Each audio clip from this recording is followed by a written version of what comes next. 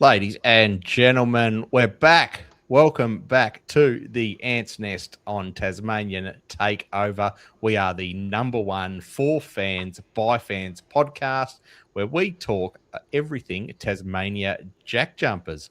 My name is JD. I'm going to be your host for tonight. I am joined by podcast original Birdo. How you going, Birdo? Yeah, good, mate. Good to be back. Been a little while, been on the road, so, not very easy to sit there and join you lads when I'm on the road. So, yeah, it's nice to be back in the seat. It's good to have your big head back, mate. Thanks, mate. It hasn't been the same without you. Filling in your shoes the last month or so, mate, is our other co-host who's been doing a fantastic job. Fred, how you going, mate? You well? Very, very well. How you doing, Berto? How you doing, JD? Well, Good, mate, good. Bit of a disappointing game, but we'll talk about that in a minute, eh? Let's talk about it right now. The JackJumpers came up against the South East Melbourne Phoenix, where they went down 120 to 104. This happened on Saturday, February the 15th, over at what is usually a pretty happy hunting ground for the JackJumpers, John Cain Arena. Berto, how did you see the match play out, mate? Look, it wasn't a great game, but then again, realistically, we've got to set expectations pretty well low because we're going in there, like a lame horse. We've got a number of key players down. Our, remaining players are exhausted with extra minutes and whatnot. I mean, Deng went off. And, there's only so much he can do. He's certainly a bit of a Superman in my eyes for what he's been able to do. And, if I'm not mistaken, South East is pretty well at full health. So, they've been quite the team all season. To me, I don't want to say it was an inevitable that we lost.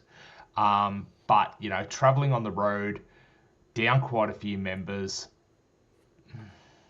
Look, we'll just take this on the chin. I think what's more important, though, is that we get ourselves rested and healthy because we have secured our place in the play-ins. And this feels like last year. It really does feel like last season.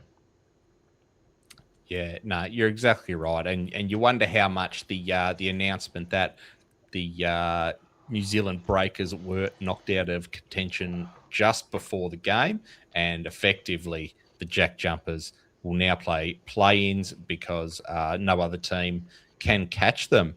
It was a hugely offensive game, as in there was a lot of offense. Score was 120 to 104. Not a lot of defending going on. Fred, how did you see it? The game was played at a breakneck speed, and that's the problem. That's the problem for the JackJumpers. They didn't play their way. So they were coming out and they were shooting like within 6 seconds of the shot clock. Now that is breakneck speeds of basketball right there. And they wanted to run the JackJumpers off their feet, and they did. That's exactly what they planned it. They went out there, they said, all right, they're hurting, they've got bugger all personnel. So they've gone, right, let's just run them off their feet.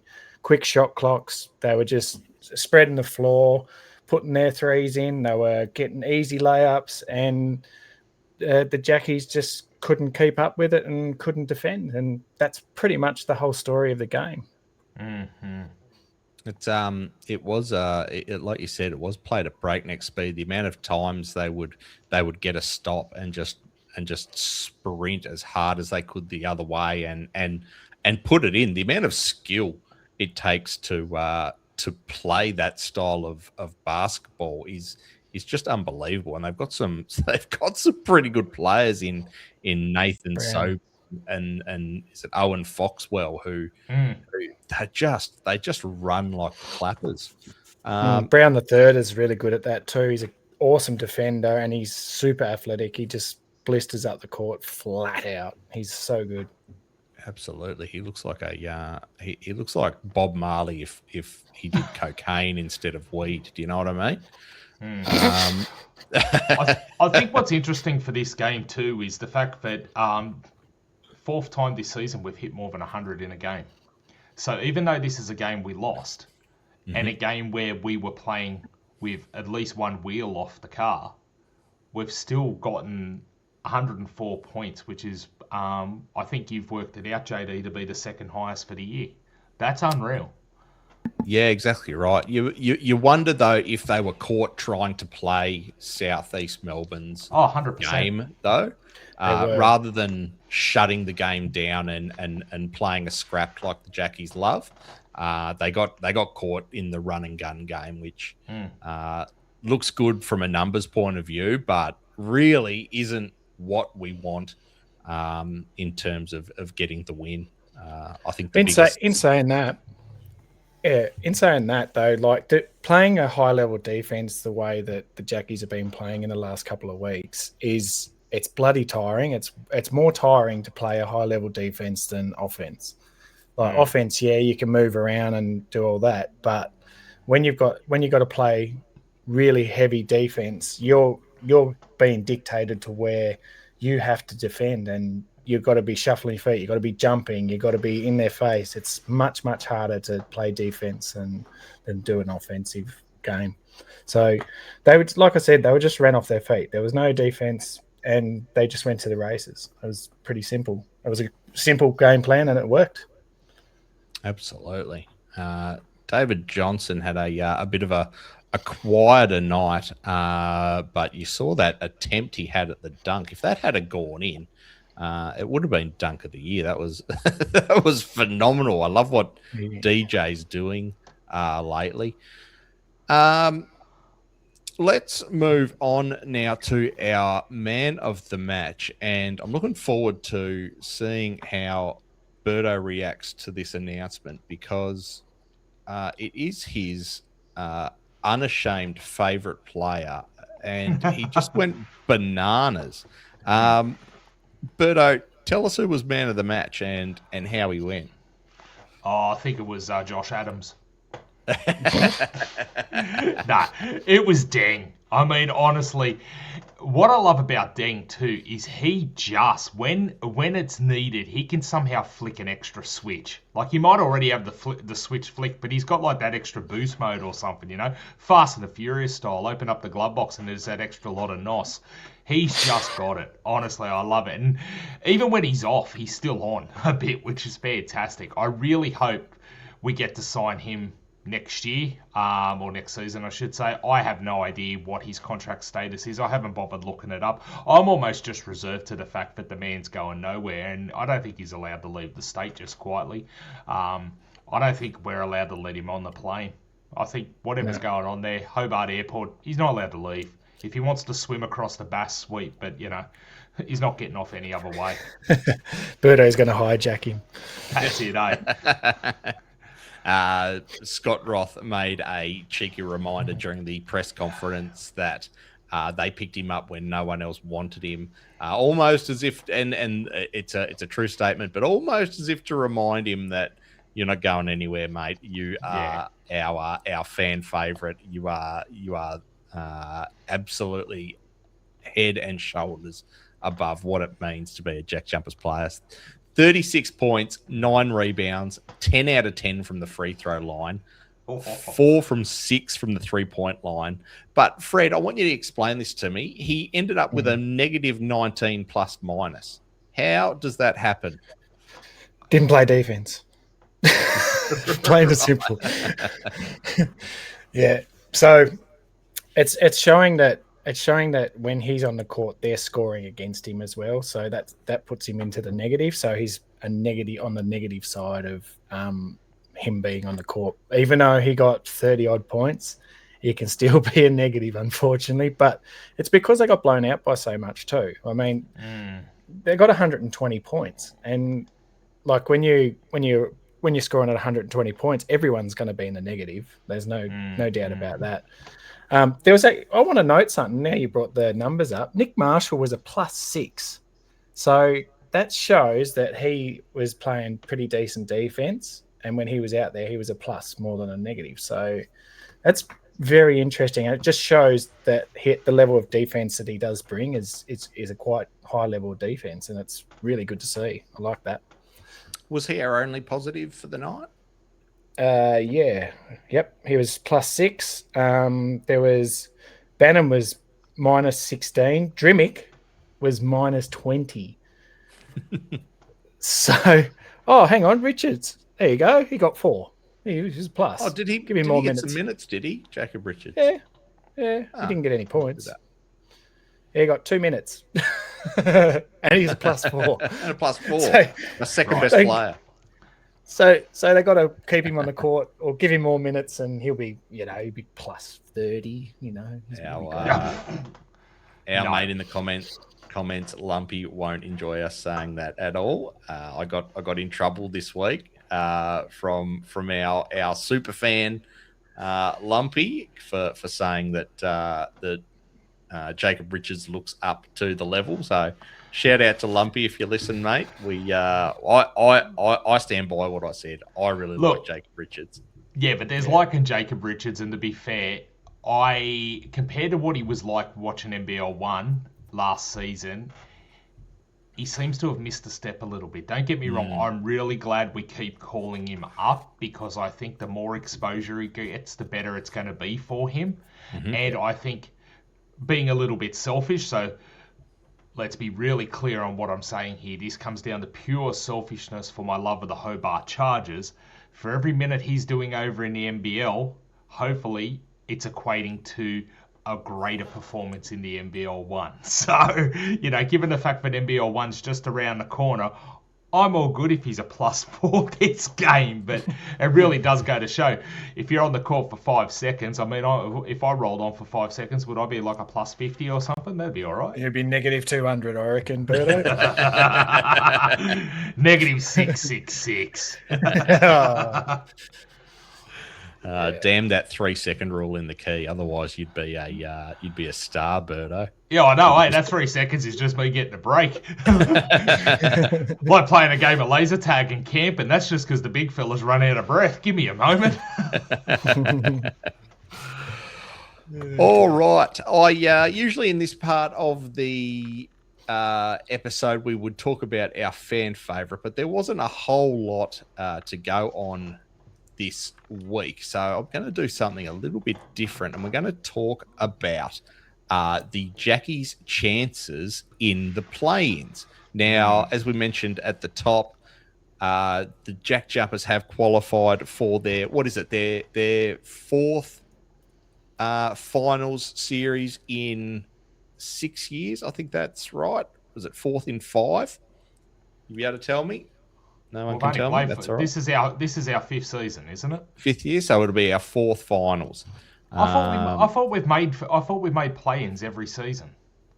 No, there was one where we didn't. No, I'm pretty sure we missed one. Yeah, we definitely missed. Not last year, the year before we missed. So at this stage, we are going to finish 6th. As the ladder sits right now, Melbourne are sitting 5th, who will be the team that we play for a play-in spot. And the winner of that will play the loser of likely Perth versus South East Melbourne. Fred, how far can we realistically go this season? Look, I'm going to be brutally honest here. I don't think we're going to get very far at all. We are so undermanned. We've got no players. We've got 5 on the bench or something like that. To be competing and competitive, you nearly have to be at full strength. Like, we're not even 80% at full strength. We're probably 50% full strength. Like, we're missing Magne, we're missing Hamilton, we're missing Angry Ant Ben Air, and it's just too much of a big hole. I mean, I kind of looking back on it now, Ben Air is a big loss too, because he was our backup point guard. Like, he did have really good games. He had 20-point games, he had 15-point games, and he was the little antagonizer that we needed too. Like, as Birdo loves that stuff, but yeah, so I didn't realise how important he was until he was gone. I really didn't. And shout out to Ben Air, because like he's a little jet. Like I hope he stays as well. Yes, yes. Keep him around. Birdo, I'll ask you the same question. How far can we realistically go into this final series? On a good day, we might knock Melbourne United out. We've got a history of kicking their ass. Great. I don't see us being very competitive against Perth or SEM, and we've just seen what happens against a healthy SEM. Now, is there any chance that we get some players back during play-ins? We don't know. And even if they are back to it, what sort of ring rust will they have? I mean, I also sit there and go, on the bench you've got Kobe, who's been out forever with whatever injury he's got. Okay, so even if he came back, we've got a big man back, but in what condition? What health? What anything?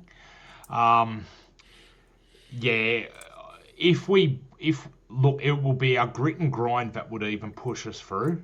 Straight our pure tenacity, and I just don't think this is our season. Again, this feels like Groundhog Day, where we were last season, just with a different set of players. Yeah, I tend to agree. Although I will say that if we were to knock Melbourne out of finals, I'm equating that to a successful year. I'm happy with that.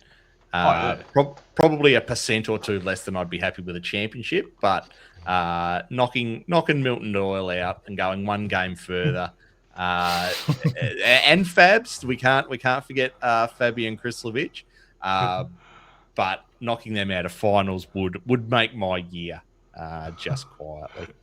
That's brutal, mate. That is brutal. No love lost with you, is there? Clip that.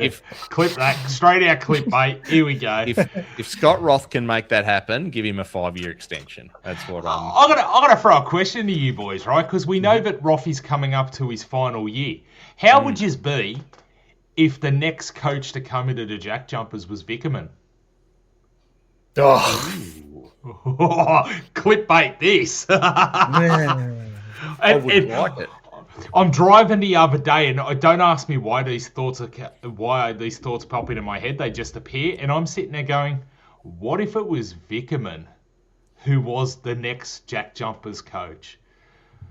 I mean, I wouldn't mind someone like 40 or something. I just think there's something about 40 I actually quite like. But I'm thinking, I have no problem with Vickerman when he's not coaching Melbourne United. And I don't know what my issue is with Melbourne United. I suppose when you've got to pick an enemy, I'm picking that one. But I'm thinking, what if, they've poached enough of our players and coaching staff. What if we poach their head coach? I mean, that would be revenge. I don't know about Vickerman. I mean, obviously a very successful coach. He knows what he's doing, but he's just so unlikable. I honestly, and this is why Birdo shouldn't be on the show. Watch how I stitch him up. I honestly think it's important, just given the way that Tasmania's set up and how much of a community club it is. It is important that the community embrace you. And if our players start carrying on and jumping around and throwing tantrums like Chris Golding does, and Dean Vickerman doesn't put a stop to it, I think they'll lose the community very quickly. 100%. I suppose the only other one it could be, really, I mean, if it's not Vix, there's only one other man we could call. Chase Janitor. Oh, I won't have it. No. Jared the Janitor Weeks would be my pick. If we can, I don't even mind old mate McDonald from the Brisbane Bullets and what he's managed to do. I know they're bouncing along the bottom of the ladder at the moment, but he seems like he knows what he's doing. So hopefully the Jack Jumpers are keeping an eye on that situation, because we know the Brisbane Bullets will stuff it up. Fred, anything to add? Yeah, no to Vickerman. I'm not going to be as brutal as you guys getting clipped all the time, but in all honesty, I'm a big fanboy of Scott Roth. He's an amazing coach. He's like I hope he stays forever and he stays in Tassie and he's our guy, you know. But the culture that he's built down here, you've got Wixie there as well, and you've got Rat, and you've got Nath Brereton, who's a young and up and coming coach as well. So it'd be good to see. I think Wixie would be a fine coach here, and it looks like he does a bit of the duties on game day as well, because you can see him with the clipboard every now and then giving a play and that. So I wouldn't be surprised if he's the next coach, but I would really like Scotty to stay. I reckon, and I'll just call it now, but I reckon Mark will get it. Radford. Oh yeah. Yeah. He's been the immediate assistant coach for so long. He knows the ethos. He knows Tasmania. He's respected North and South, and I think if they're looking for someone who can not just be a great coach but carry on the legacy that Roth has built, I think it makes a lot of sense. And then talk about succession planning, then Weeksy. Let Weeksy get a few more runs under his belt with the Hobart Chargers. Yeah, I don't mind it. Keeping it in the Jack Jumpers family, which is the most Tasmanian thing you can do. Jesus Christ, JD. Right. All right. On that note, I'm going to wrap this show up. Thank you for making it this far. Birdo, Fred, have you got anything you want to add before we go? Thank you for joining us on the final episode of Tasmanian Takeover. We are now cancelled. Thanks, JD, for all your efforts. Yeah, we'll celebrate that one later on. All right, that is all for this week. Please join us for our preview show where we pull apart what's going to happen against Illawarra. That'll be coming out this week. And also tune into the Devil's Den, which we have just finished recording the first episode of. That is going to come out on Friday, where we're going to talk exactly what to expect from your VFL Devils. Well done, boys. Well done. Really looking forward to it. Going to be a great episode. Tune in. It's a corker. Thank you very much for listening. And as always, march on, Jackies.